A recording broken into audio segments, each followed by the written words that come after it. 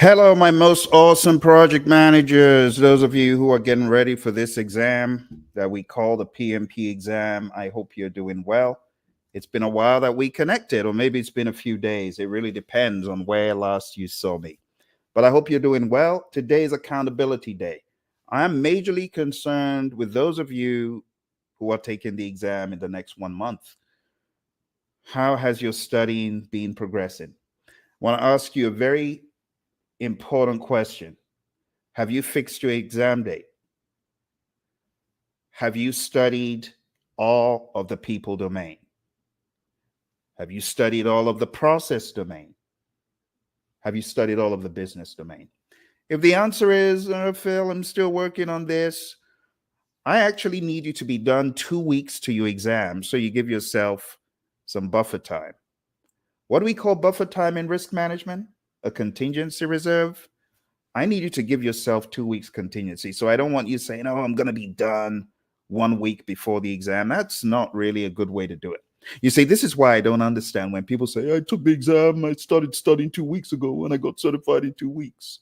Seriously, you're a bad project manager because you didn't even leave any contingency. What's the rush? Are you a speed demon? Even if you are, the speed demon should have some contingency as well. I'm not saying don't be smart about it. I'm just saying you got to have some contingency. Things happen. Okay. Anyway, today I'm going to be going through the entire exam scope with you. I also have some good news to share. I want to give a few shout outs. So let me give a shout out, first of all, to one of my students who had been studying using the immersion program. Her name is Cindy Becerra, and Cindy got certified about a week ago, aced the exam, and Cindy was very kind to give some feedback. I want to share the feedback that I got from Cindy. So Cindy's advice for the exam is do not overstudy. Don't overstudy. And she says, instead of studying volume, instead of overthinking it, she said, you should study based on the mindset. What would the PM do next? That's what she said the exam is made of. What should the PM do next? She said, I'm glad I reviewed your PM cheat sheet and read over the mindset sections. So, for those of you who are on my program or who have the book, you probably understand what Cindy's talking about. Cindy's talking about this book right here called PMP Exam Immersion, right? This is for people who are getting ready for the exam. And there's a part of the immersion PDF where we focus on the mindset. So Cindy's saying you should focus on mindset. Mindset is everything. She said, had about 3 maths questions total. They were focused on pessimistic, optimistic calculations. I did use up all of my 4 hours since I took longer on certain questions, she said. And then she goes further to say, it was very mindset driven, helpful to know the different mindsets. So, I have 36 mindset mantras. You can find them on YouTube. You just type in PMP exam mindset mantras. It'll come up with the mindset mantras I created, and there are 36 of them, and they'll help you as you study. She said, I could determine what the correct approach would be, and knowing the processes helped answer the question, where are we in the process? So for those of you that have not spent time going over the 49 processes and knowing them very well, I'm not saying cramming their names or their inputs and outputs, no, but just knowing what you're doing in the process and where the process is on the timeline or in the grand scheme of things, what happens first, what happens next, that will greatly help you, Cindy says. Several questions focused on the different approaches, predictive, agile, hybrid, how to make sure to read the questions thoroughly, and at times, several times, to make sure I didn't rush my answer. Overall, half agile, half predictive. It's interesting. So you cannot afford to leave predictive on the back burner. There was a time that it seemed like predictive was going away, but seems like PMI upped the ante, and now we have a whole lot of predictive focus as well. All right. So that's that from Cindy. Huge shout out to you once again, Cindy. And I also want to give a shout out to one of my friends from the past, blast from the past. I did a project management training event way back at Sodexo. And one of my friends in the class, Michelle Carswell, all of a sudden pops up on LinkedIn, and Michelle is a PMP. And the cool thing is that Michelle said she had been studying using my 40 days to PMP exam success curriculum. So a huge shout out to you, Michelle. I'm really excited. You know, when I come across friends, blast from the past, who have done the exam, and I even had no idea. I had no idea anyone I knew from Sodexo was preparing for the PMP. So that gave me a lot of excitement. So well done, Michelle. Hopefully, you can end up being a mentor and coach of others. Same for you, Cindy, and help them get to dry land because that's what it's all about. Right? Teamwork makes the dream work. All right. So I said today is an accountability session. I am very curious to know what you've been doing with your PMP studying. Some of you say, "Oh, Phil, I'm so tired every day. I can barely study." That's not a good enough excuse. you you have to apply yourself, you know. Otherwise, it just takes longer and it keeps going on and on and on. For those of you who haven't met me, I'll introduce myself real quick. My name's Phil. I've been a PMP since '05. Going to be celebrating my 20 years as a PMP. Can you imagine that? Oh my goodness. 20 years as a PMP. And since I got certified, I've been helping people worldwide through my organization called Praizion, train everyone from the Army and NASA and the FBI and many other organizations across the world. And I would love to help you. That's right. You right there. You looking. I'd love to help you do either of two things. Either help you get certified as a PMP or help you elevate your game after your PMP. Choose your pick. I have a leadership institute called Project Leadership Institute. You can go to projectleadershipinstitute.com. If you're tenacious, rugged, dogged, and tough, and you want to study leadership with one of the disciples of John C. Maxwell, America's leadership guru, you need to be on my program.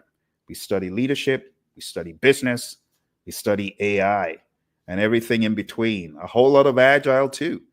I've had a lot of guests coming to speak to us, like my buddy, Dr. Rick Brinkman. John Maxwell was our keynote speaker when we opened. So if you're looking to elevate your game, you need to be on one of my programs somewhere. Okay. Now, for today, I really want to go in on the topic of the PMP scope, the scope of the PMP, because I want to help you, those of you who are struggling with what should I do today? That is a big question I get from a lot of students. Phil, okay, I'm done with my class, but there's process groups, then there's knowledge areas, then there's Scrum, then there's Kanban, then there's the Agile Manifesto values and principles, not to mention PMBOK. Which PMBOK? Okay, I'll be nice. I'll say 7 is the PMBOK that people are able to purchase.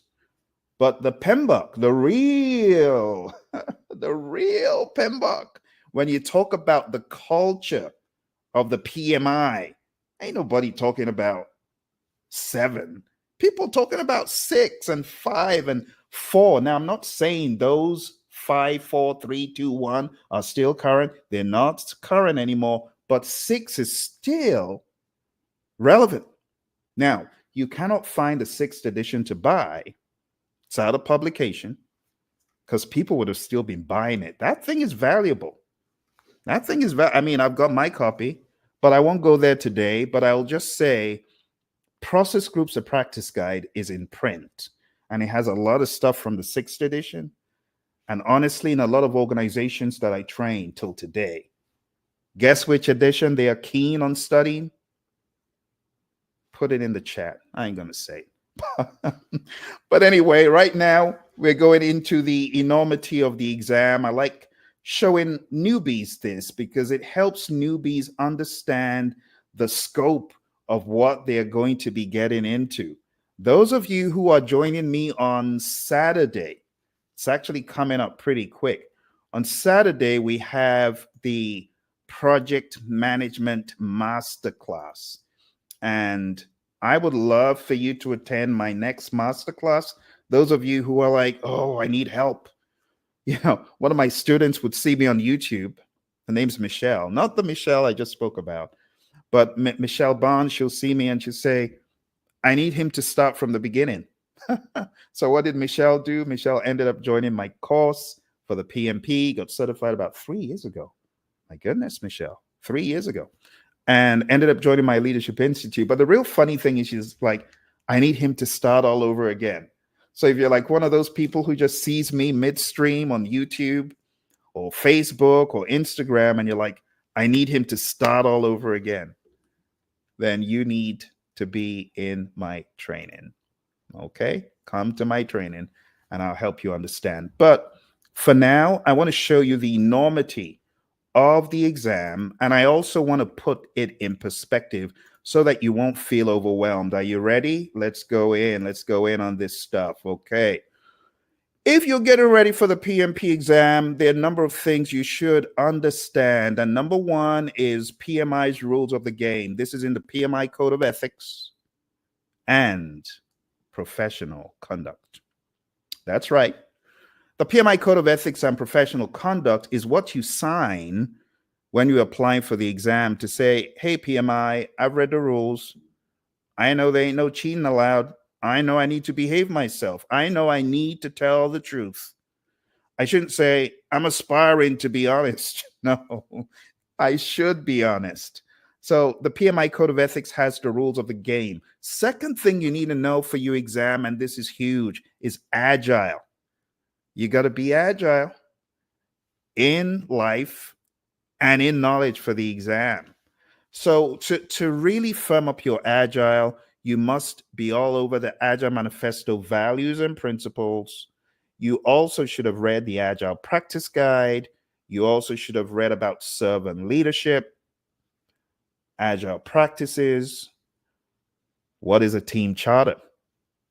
Not the version in the Agile, no, not the version in the PMBOK guide, the version in the Agile Practice Guide.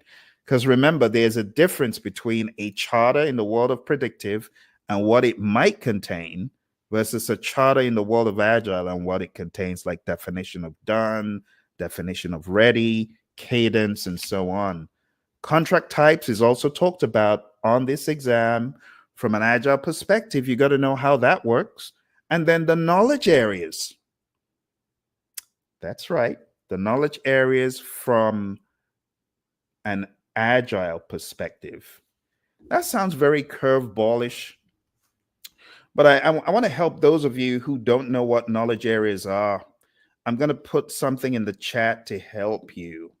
So let me go on down to my LinkedIn. Those of you on LinkedIn, please go to this link to download a chart that I have for you on the knowledge areas.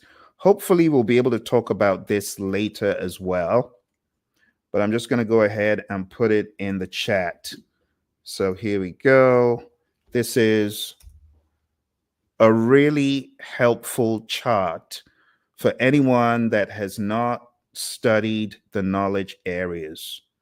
Anyone who hasn't studied the knowledge areas, take a look at the link that I just shared and go onto LinkedIn, download it, and it's going to be very helpful in summarizing the knowledge areas. Okay, if we have enough time, we'll talk about knowledge areas today. All right, the other big thing you need to know for your exam is Scrum. So Scrum is an agile framework. It's the most popular agile framework used in the world today. Definitely something you need to know for your PMP exam. And those of you taking the CAPM exam, it's also important that you understand all these things I'm talking about. It's just that the questions are written differently, but a lot of the subject matter intersects. You got to understand your 353 of Scrum, Scrum Master, Product Owner, Developers. Who are they? What do they do? The product backlog, the sprint backlog, the incremental, the PSI.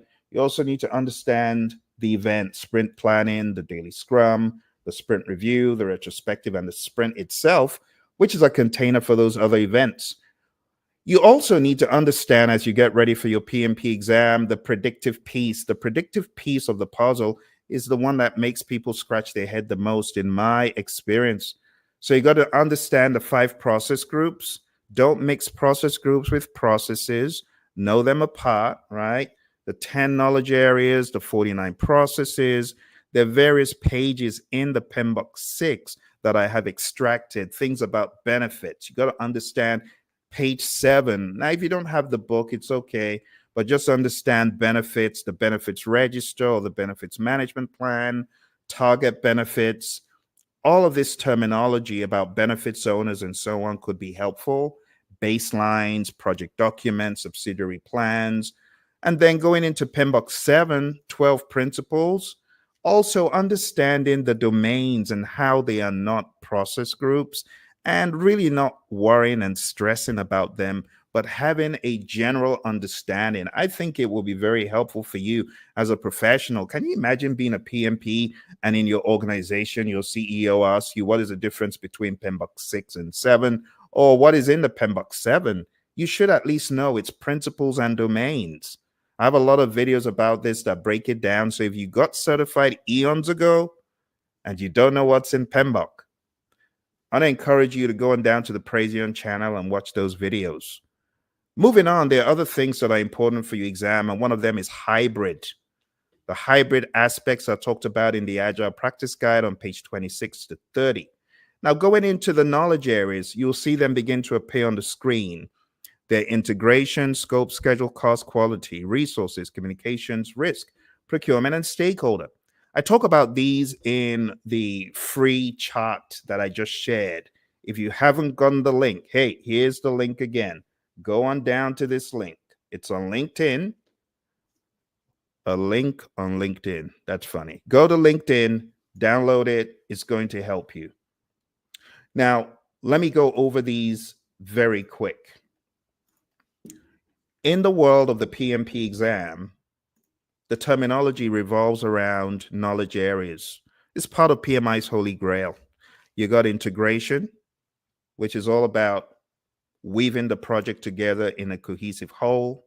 It's about developing a charter, developing a project management plan, which weaves several aspects together. It's about effectively executing, monitoring and controlling and closing the work by making everything move in a cohesive whole. That's integration. We have scope, like a telescope, right? You look through it, what happens? Things become clearer. Well, scope is the clarifier, right? What about schedule? Schedule is the timeline. What is cost? It's the budget, the money. You know about this. Because I want to wager, there are a lot of people who say, well, I've never been a project manager. And that's a big fat lie. That's a lie. Because if you woke up this morning and you got out of bed and you drove to work, maybe you took out the trash, maybe you cooked breakfast, and you're telling me you're not a project manager, that's not true. You're a project manager. We talk about economies of scale in project management. What is a project? It's a temporary endeavor. You drove to work. It's temporary. You don't drive to work for the rest of your life. But as you're driving to work, you're making project decisions. As you hit the freeway and you realize, there's a blockage in a few miles, you're able to see from the hill, then you're going to make a quick detour. That's risk management. That's also involving some scheduled decisions. And then the quality of your driving. You just got your new BM and you're driving like a maniac. You're not going to do that because that car's quality. Quality costs money.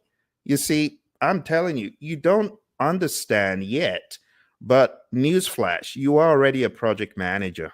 Some of you are just coincidentally listening to this. You're a project manager. Everyone's a PM. From the moment you're spat out, you're a PM. Even a baby ends up being a PM. Someone says, how is that? Well, the baby understands that you're taking too long. You don't bring the food quickly enough, they're going to start crying. Schedule management. It's very simple. Or you go to the store and you see your favorite figurine and you want it, you're going to demand it. That's procurement. And you know who's carrying the wallet. let's not complicate it. Everyone's a project manager, right? Resources, we use resources every day. Water is a resource, right? We have other resources that we encounter daily. Resources, foods could be a resource, right? We talk about human equipment, material supplies, and facilities as resources. Communications. I dare you to tell me that you don't do this. Whether you do it in sign language, whether you do it verbally, whether you do it non verbally, you are a communicator and you manage your communications. All right. You manage the way you look at people. You don't look at people badly, like a haughty look or what an idiot kind of look. You don't do that. That's communicating.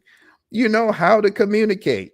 Risk, I've already talked about that. It's managing uncertainty. Procurement, I gave you the baby example. And stakeholder, even the baby knows who their stakeholders are. The baby knows the parents are the stakeholders. And the baby could place huge demands on the stakeholders. The stakeholders could also manage the baby. It really depends. But with all that said, I hope you download that free sheet. And I have a mnemonic for you. It just says, I saw 6 Cubans quietly rolling cigars, really puffing smoke. Now, I'm not saying go smoke yourself to oblivion. I once said this in a healthcare company. They didn't like it. I said, relax. It's just a mnemonic. I'm not saying go inhale all the smoke in the world. My goodness. Some people too serious, too serious. But anyway, this is the roadmap for the knowledge areas that you've heard a lot about in the world of the PMI. And for your exam, you got to go a step further. You actually need to understand how the knowledge areas weave together. One very good representation of this used to be in PMBOK 7. You can also find it in the what's it called? Process Groups or Practice Guide. But what I'm going to do for you today is make it even easier. I'm going to share it with you. And oh, my good friend, Adrian. Adrian, very good to see you today. It's been a while. I hope you're doing well. Adrian says, hi, Phil. Will this class qualify for the educational hours to take the exam? Absolutely, Adrian. You know how we roll. We don't mess around. So, yeah, of course. This will qualify for you to take the exam. It's good to see you. It's been a while. Hey, Adrian, let's get it done. Let's get it done. Join the program. Let's kill this thing once and for all.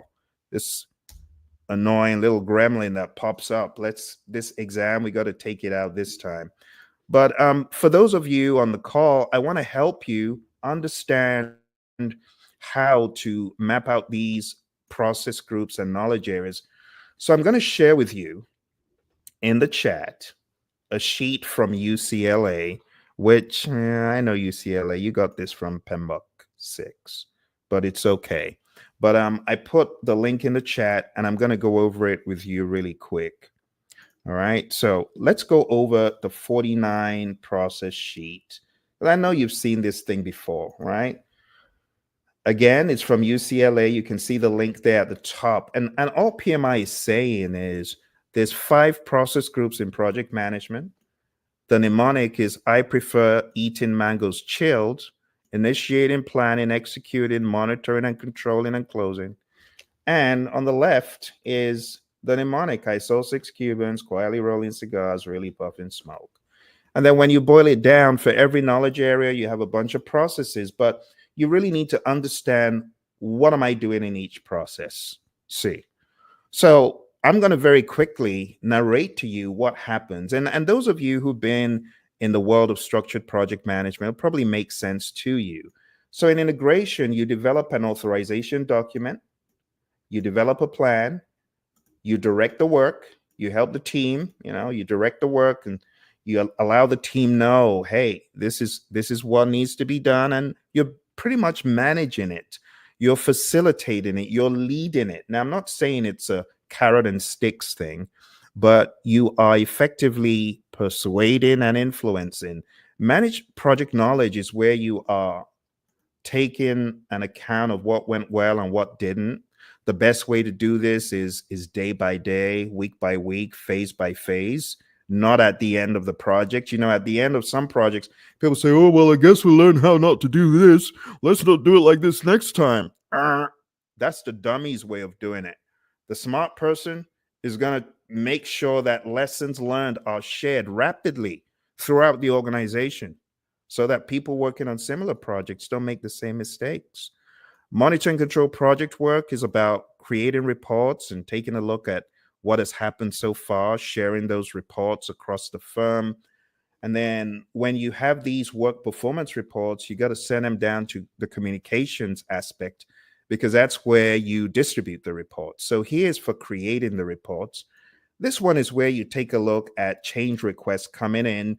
This one is where you're closing out the project or phase. Moving into scope, you got to plan how to manage scope. Then you got to collect requirements. How many people know that there's a difference between requirements and scope? Let me give you an example. A requirement could be, I want my burger to be made from scratch.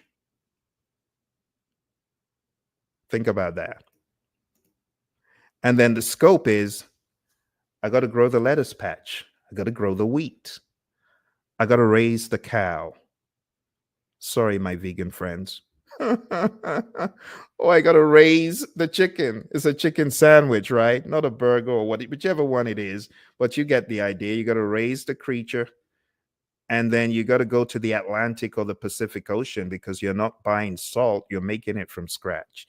Now, it sounds very humorous, but think about a requirement to make something from scratch. No buying any other condiments. Just make it from scratch, custom. The requirement gives birth to a crazy amount of scope. And that's why when you understand the dynamics of scope and requirements, you're very careful the requirements that you allow the customer to put into the project. Some people, they have no idea, like, oh my goodness, why did we allow this into the project? I often say requirements beget scope. The crazier the requirements, the more the scope is going to be. And that's just the truth. So when you've collected the requirements, you got to define scope. What is in scope? What is out of scope? What are the inclusions? There's a guy, his name is Andy George. Andy George, you could find him on YouTube. And he has this video of how to make a chicken sandwich from scratch and the cost. And it cost $1,500. And it took 6 months and it tasted awful. Because he actually eats it on camera and you can just see the pain the guy's going through. But just think about it. The difference between the requirement to make a chicken sandwich from scratch and the requirement that says, anyhow you want to do it is fine. Just make sure it's good.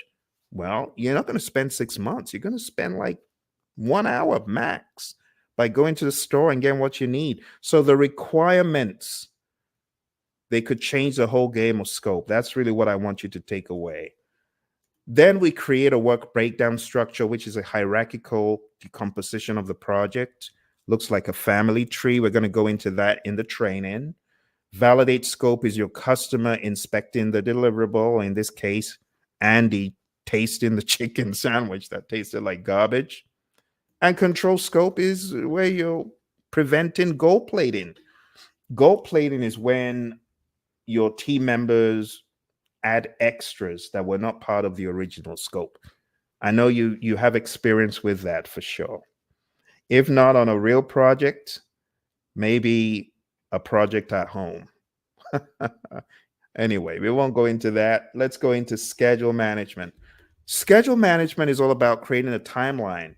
But one of the things that you see with the PMI, they want you to plan how to do stuff. So plan how to manage the schedule, plan how to create the schedule. Okay. For those of you just coming and asking the question, my friends on Instagram, I see you. I see you. My friends on Instagram, you need to be joining me this week, my friends. Join me this week. Go on down to hpmexam.com. You see the ticker tape right there? Join me and let's elevate your game. But anyway, what I'm sharing is in that link. But the schedule is all about defining the activities, putting them in order of occurrence, estimating how long the activities will take, putting all that together into a cohesive schedule, and preventing schedule delays. Cost management is about planning how to manage cost, estimating the individual tasks, rolling them up into a final total, and then preventing budget overruns. Quality management, this is about planning how to manage quality. Manage quality is about actually managing the quality. Now, that sounds vague. Let me be more specific. A quick lesson on quality management. Now, I'll talk about this a lot more in the class, but I think this will help a lot of you. What is quality? Fitness for use, conformance to requirements, customer satisfaction, and Kaizen, continuous improvement. When you go to your favorite restaurant and you sit down and you're given a plate of food, you are immediately, whether you like it or not, subconsciously, you are gauging the quality. You got radar in your head, measuring the salt level, measuring the flavorfulness, if there's such a word, but really just trying to see, is this what I expect? You ever been to your favorite joint and you're like, no, this is below quality. Why? Doesn't meet your expectations. It's not fit for use. It doesn't conform to requirements, perhaps, and it doesn't satisfy the customer. You ever seen someone who said, well, we did a really nice job, but the customer is so ungrateful? My friend, in this world of PMP, if it doesn't satisfy the customer, failure, project failed. You see why the job of a PM is so difficult, because you got to balance that fine line and you got to do everything possible to ensure your customer is satisfied. Because in PMI's world, the customer ain't satisfied. It doesn't matter how highly your boss thinks or how highly you think. If your customer says it ain't cool, it ain't cool. So in the world of PMI, when we talk about quality, we're talking about fitness for use, conformance to requirements, customer satisfaction, and Kaizen. We're thinking about change for the better. We're thinking about sustaining any quality initiatives. And it's so important, my friends. Okay, for those of you coming, we're going through the 4-9 process really rapidly. It never gets old. And it's one of the areas people say, it's a beast. It's eating me alive. Help. So I came on today to help you. All right. So manage quality. When you think about manage quality, you are doing things to assure customers that quality standards are being met, to assure stakeholders. Manage quality is similar to quality assurance. What is quality assurance? Checking the process. There's a difference between checking the product versus checking the process. Manage quality is checking the process. Control quality is checking the product. Moving on, my friends, going on to the resource area. We have plan resource management, planning how to manage the resources, estimating all manner of resources, acquiring the human resources, equipment, material, supplies. Develop team is all about the team, the human resources, right? Developing them, training them, coaching them. Manage team is all about leadership. I know it says manage, but it's really more about the guidance through influence and persuasion than carrot and sticks, beating people over the head. It's not that. It's not about structure and order alone. It's heavily about the leadership. Control resources is really more for the physical resources. Going on to communications, plan how to communicate. Manage communications is communicating, and monitor communications is checking to make sure your communications is good. Next, we go into risk management, plan how to manage risk, identify the risks, do a qualitative analysis like a high, medium, low, do a quantitative risk analysis, take a look at the monetary impact of those risks using expected monetary value, EMV, and things such as that. Look at the dollar amounts. Look at the time it takes to do something, the penalty from a man-hour standpoint. That helps you with quantitative risk analysis. Plan risk responses is planning how to respond to risks. Implementing risk responses is carrying out your risk response. And monitor risks is checking to see how your risk game is going. Is it going good? Some people's risk game is flat, it's bad. Some people ain't even managing risk. They just wake up and like, oh, it's happened. What? What I thought. Did you document it? No. Did you plan for it? No. What a horrible job in risk management. And honestly, there are a lot of companies, they don't have a risk register. They don't have a risk management plan. They don't even understand risk strategies. All they know one though. They know one, and they call it the wrong thing. They call it mitigation. Everything is mitigation. And everything is not mitigation. Mitigation is a reduction. Mitigation is a deliberate, intentional, in advance reduction of the impact or the probability of a risk. But unfortunately, a lot of people, they wait until the risk has happened. That's not mitigation. That's a bad reaction to a serious, now it's an issue, right? Could have been a risk if you thought about it. But when it's happened, it's no longer a risk, it's an issue. Then you got to look for a workaround. Not good. Not good. All right. You see, I'm trying to give you some real world tips for your firm. Those of you firms that are not doing risk management, I encourage you to do it. So important. All right, let's move on. We're going into procurement now. Procurement, we got a plan. Do we need to purchase anything? Conduct procurements. Well, we've agreed we need to purchase. So let's conduct procurements by putting out the RFPs, RFQs, RFIs, IFNs. And that just means request for proposal, request for bid, invitation for bid, invitation to negotiate, and things like that. You put them out and then you get a response, and then the response is weighed. You use source selection criteria to weigh who's going to be the winning bid. And then you might get into some negotiation, and you go back and forth. And some cultures, if you don't negotiate, it's actually rude. So you gotta negotiate. And then the negotiation goes on and on. Have you ever been in a do loop negotiation? I have. The negotiation goes on for forever. But eventually you come out, you select someone, and then you begin managing the procurement. Last but not least, we got stakeholder, right? You identify who could be affected by the project and who could affect the project positively or negatively. Then you plan how to engage them appropriately. You manage the engagement by actually speaking, communicating, doing all that. And then you monitor stakeholder engagement. How effective is our plan? Is it working? And there you have it. There you have it, my friends. Those of you just coming, I shared in the chat that link to UCLA.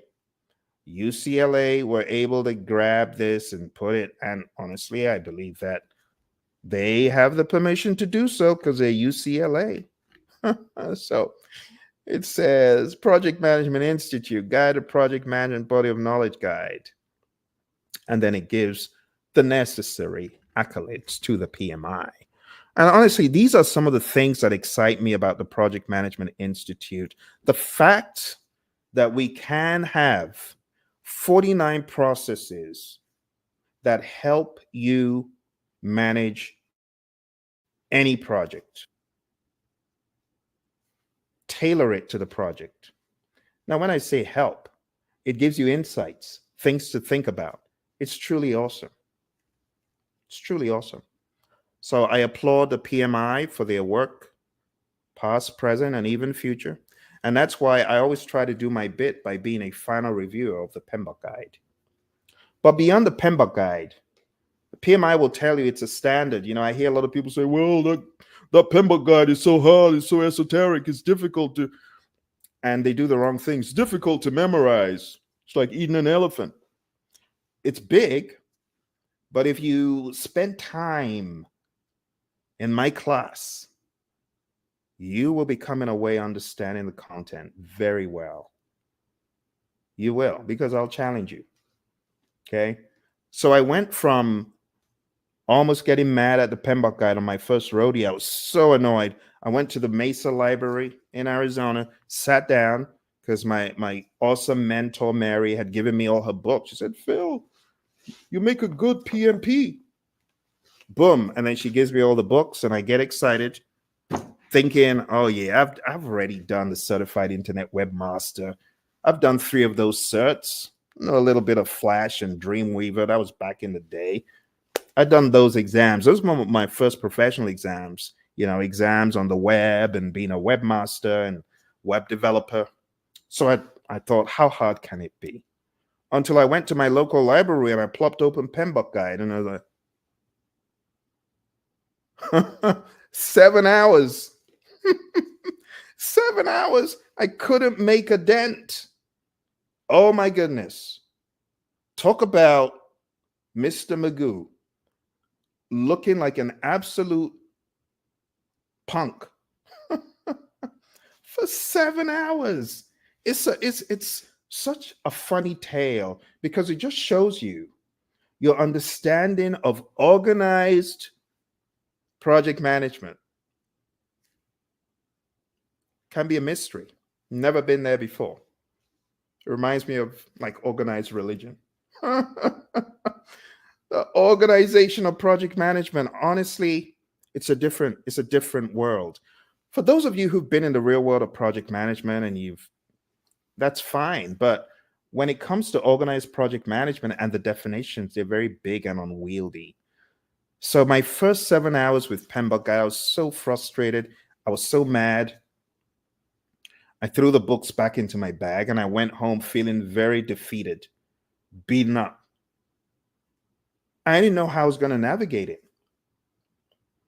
I was doing it the wrong way. I was trying to read a standard, bulldoze through a standard, and use the standard as an illumination path without context. For those of you who are in that bottleneck, you want to go to Google and just type in Fail Family Reunion Project Praision. You'll probably find my family reunion encounter. And I take the family reunion story and I spin it around the 49 processes to make it easy for people because I was there. Just like you, like a deer in the headlights. Clueless. Not knowing what I was going to do next. Imagine putting 7 hours into studying and you just get so defeated. You got to go home and you got to go sleep because the PMBOK beat you up. And that's why in the years that followed, when I got more and more proficient, I decided I was going to help people. I wrote this book called PMP Exam Immersion. This is for the PMP exam. Those of you coming on the program are going to get this book. I also started working on audio because I realized not everyone likes reading a book. My goodness, some people are bored out of their mind reading a book. So I created this project management audio digest, and you hear my voice and the voice of my co-trainer, Emily, and many other voice actors. You see, one of my pet peeves is boring. Oh my goodness. Let me talk about that for a second. You ever been to a PMP training course and let's be honest, you ever fallen asleep? Let me be honest. Let me look you in the eye. You ever fallen asleep in a PMP course? Don't lie. It wasn't mine. But I know some of you, right there on your machine, you're bored out of your mind. I feel sorry for those people, which is why I want you to come for my training because I will keep you on your toes. It's interactive. It's engaging. It's not one of those where you and adjust yourself. And no matter how hard you try, you're not enough. Not my class. Which is why I create interesting materials like this, audio.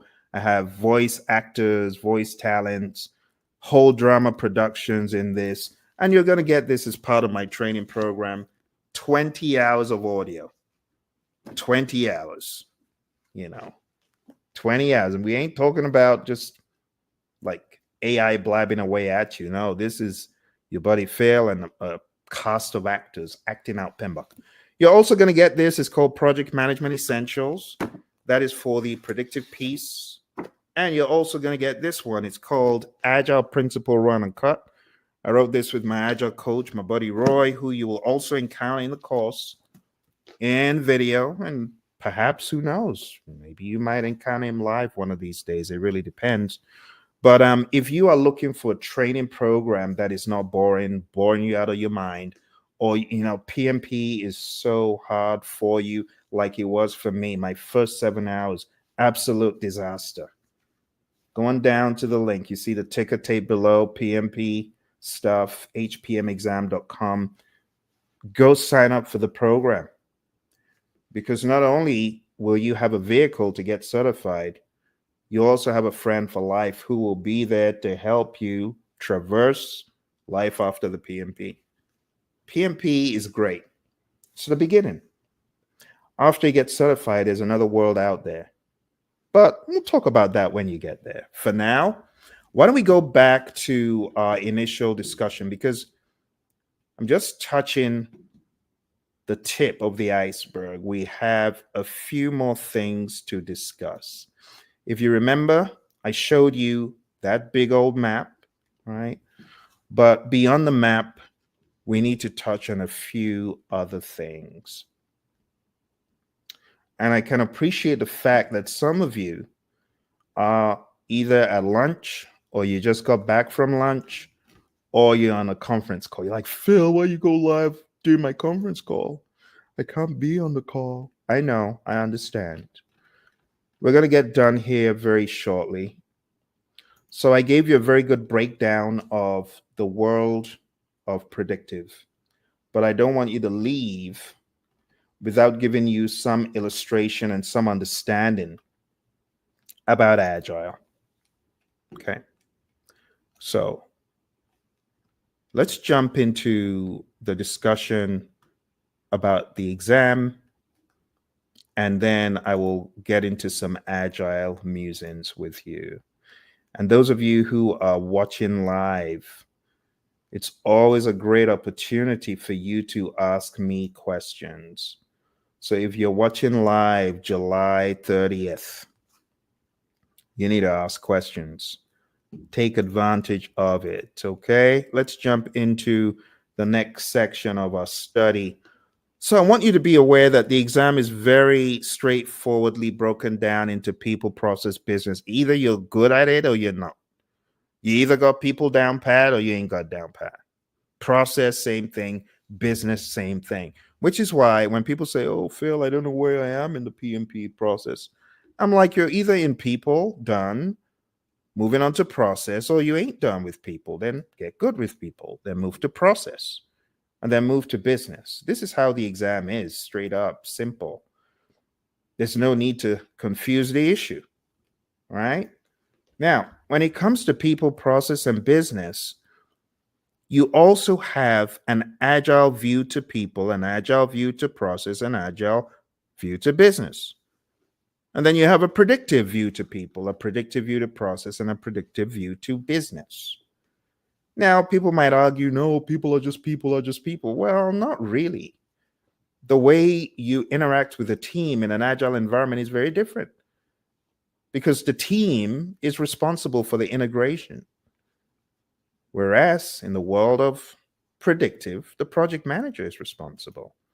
So in the world of predictive, we have a straight line going from A to B. We're going to plan everything. It's all planned to the T, and it happens like that. Whereas in the world of agile, there's some twists and turns. We start off and we might be thrown off course, but we get back on course, and there are twists and turns, and there's a lot of experimentation. That's how agile is. It's like cooking a new dish. Every step of the way, you're asking, oh, have I gone off? Does it still taste good? And then maybe you have people working with you to taste the food and say, oh, no, it tastes good. It's okay, until you get to the end. That's how the world of agile is. But I want to demystify what agile is. A lot of people say, well, I think agile is a methodology. No, don't say that. Agile is not a methodology. Agile is first and foremost a mindset. And I believe that so much, I wrote a book called Agile is a Mindset. You can find that book on Amazon. A lot of people argue and say, well, if it was just a mindset, all you need to do is just think agile and you're going to be agile. Well, of course, we're not saying that. But as a man thinks, so is he. It starts off in the mind. Everyone knows this. Well, not everyone, obviously. Some people don't.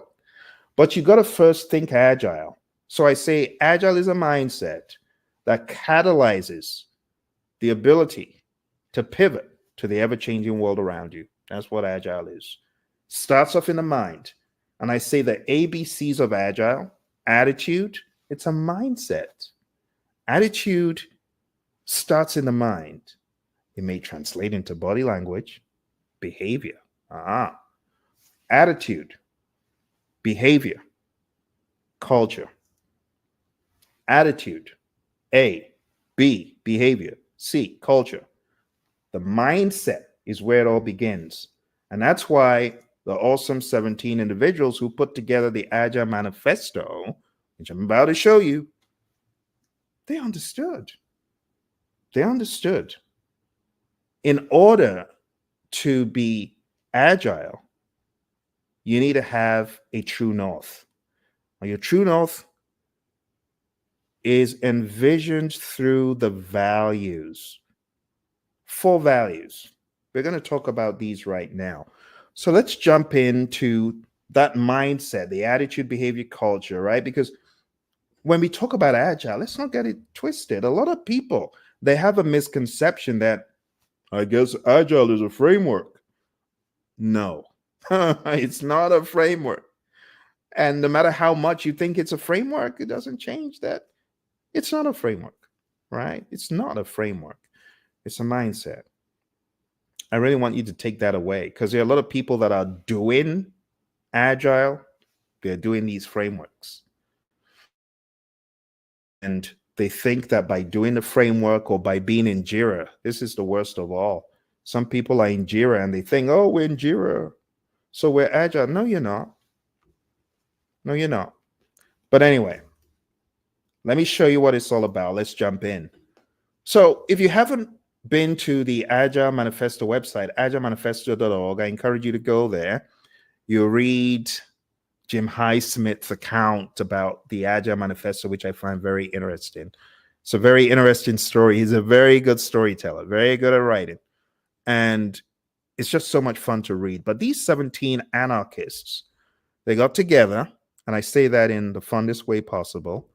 They decided they had had enough. Enough was enough, and we're going to work together on some ideas, the future of getting stuff done. And it says, we are uncovering better ways of developing product by doing it and helping others do it. Through this work, we have come to value. So let's break that down. Uncovering more efficient and effective ways of developing product. Initially, it said software, but throughout the years, people began to see, nah, this is beyond software. This is product. This is everything. It's a great true north mindset. And through this work, we have come to value individuals and interactions over processes and tools. Think about that for a second. Through living on planet Earth, what have you come to value more than what? Well, through living on planet Earth, I have come to value water over food. Did I say water instead of food? I didn't. Think about it. It's not an either or, it's a value thing. You get what I'm saying? Valuing people and how they interact versus the big old manual that says thou shalt. Because people could read the manual and be forced to follow it, but in their heart, they really hate it. It reminds me of a student who was in a class and trying to air their views, and the teacher said, hey, you, Johnny, stand up. Johnny stood up and he said, I'm standing up physically, but in my heart, I'm sitting down. Can you imagine how annoyed the teacher was? But it just goes to show you that in this world of agile, we need to value people and their interactions. And that's what your exam is based on. Understanding the psychology of teams. You don't beat people over the head with a stick. You don't be a Theory X manager. You don't be full on lower right quadrant of the Hersey Blanchard model every single day in every situation. It ain't going to work. So we have come to value individuals and interactions over processes and tools. It sounds like a wise person. Working product over comprehensive documentation. We're valuing having a working product more than comprehensive documentation. We did not in any way say documentation is bad, as alleged by a lot of agile naysayers, right? Customer collaboration over contract negotiation. We're saying we value collaborating with the customer rather than pointing to a contract, and responding to change over following a plan. We value responding to change, and you should value responding to change. What if you had an elaborate plan to drive from here to work? Midway, you hit traffic. You need to do something differently. You need to be agile. Ditch the plan, respond. That's all this is saying. Don't be a Kodak. Don't be a Polaroid. Don't be a Toys R Us.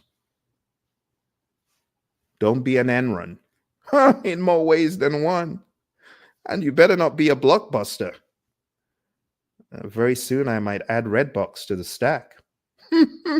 How many red boxes do you see around you these days? Oh my goodness. So you got to be agile. You got to pivot to the ever-changing market around you, the ever-changing circumstances around you. Let's move on. Going into the Agile Manifesto principles, your 12 principles. I'm going to break these down very succinctly by giving you my high-level interpretation. Number one, be obsessed with the customer, right? Deliver value to them early. Number two, welcome changes even late. It could help the customer.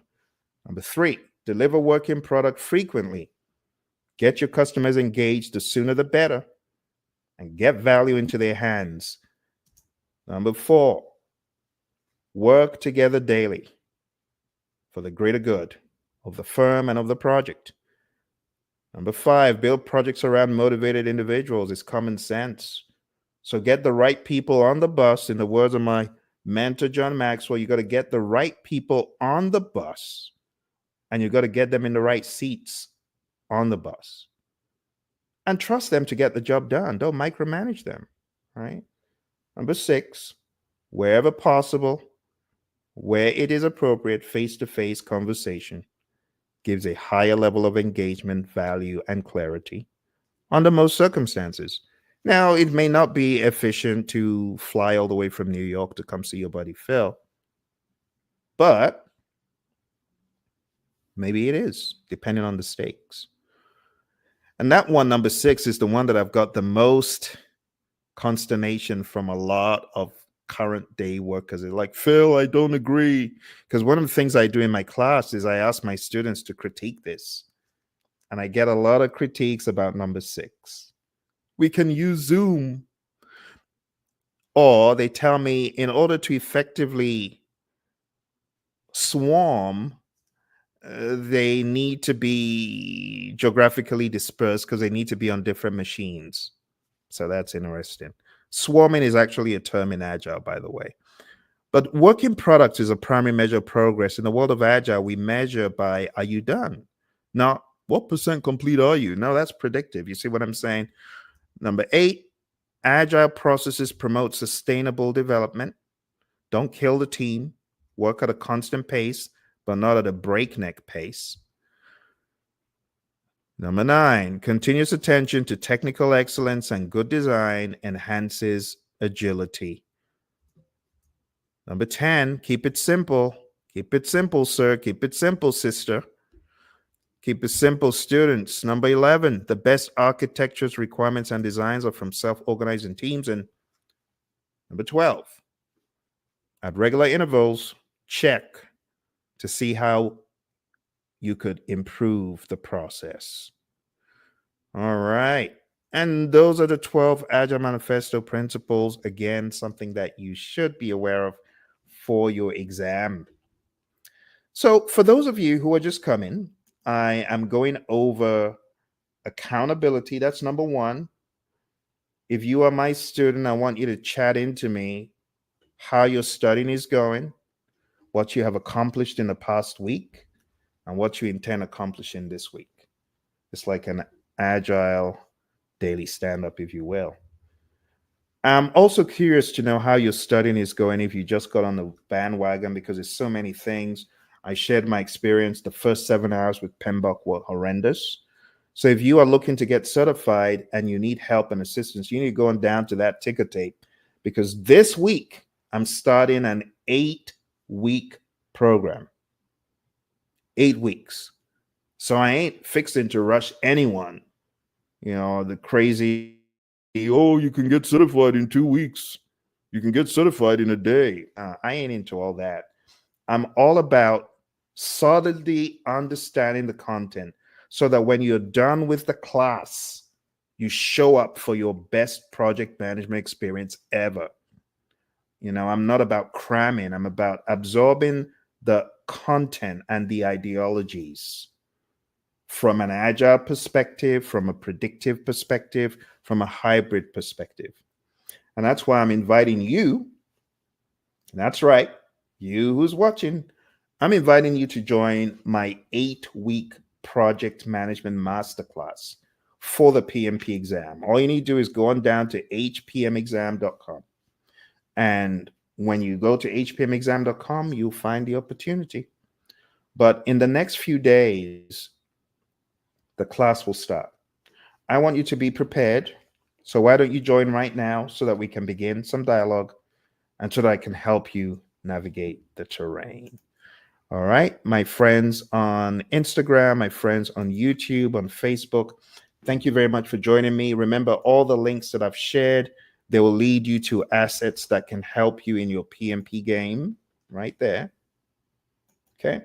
And if you have any questions, feel free to put them in the comments below. We got a question from our friend earlier about the credits for this course. Yeah, you get 35 PDUs because it's an 8-week program. And there's also a lot of online quizzes, tests, mock exams that you will be carrying out every step of the way. Okay. Thank you, my friends. A shout out to those of you on the PMP exam radio show who come through on that platform, on Spotify, on Apple, on Amazon, wherever you might be listening to me from. Thank you for joining. I just want to make it very clear the website one more time. So it's hpmexam.com. Let's go over there and I'll just talk a little bit about the program so that you understand what is in store. There's so many awesome opportunities in this program to learn all that you've heard about but never really had a coach to take you through. This will be an opportunity for handholding, and for some of you who are already PMPs but you don't really understand the content, you are also able to join. You'll get PDUs, 35 PDUs. If you join the program, and you'll be able to learn everything from scratch, and you'll be able to sit in as a mentor. Just truly awesome. But anyway, hpmexam.com, it's starting on the 3rd. If you're watching this after the fact, always go to hpmexam.com because you'll be able to see when the latest and greatest training is. Some of the things you're going to get from this training session, like I said, you're also going to get a lifetime access to our PMP course. You'll also get training on life after the PMP exam. You will be in a session with me for 8 weeks learning. You'll get agile books, predictive books, application assistance, and we'll support you towards your exam with mentoring, coaching, and advice. So once you get on the program, pretty much you got lifetime access to a course. There's no excuse. We've taken the excuses off the table for you. All right. So why don't you go on down there to hpmexam.com, and I look forward to seeing you in the program. Those of you who are already certified, who want to know more about the leadership endeavors that I'm working on right now, going down to projectleadershipinstitute.com. Thank you very much. I wish you all the very best in your journey. Remember, PMP prowess, it develops daily. It does not develop in a day. Contrary to what you hear, I got certified in 3 hours. I'm not talking about the exam. Some people come up with all sorts of tales. And while I don't say people aren't telling the truth, I just say not everyone is the same. You cannot measure your performance with someone else because you don't know. Those people, maybe in the real world, they truly have a ton of experience using PMBOK guide processes in their daily work. So it's unwise to say, well, Phil did it in two days, so I'm going to try to do it in 2 days. It's not very smart to see things like that. Okay. If you have any questions, my friends, I'm here for you. I look forward to hearing from you. I wish you all the very best in your journey. Keep on trucking daily, steadily, and before you know it, you're going to get to your definite chief aim as a PMP. You take care and all the very best. Bye for now.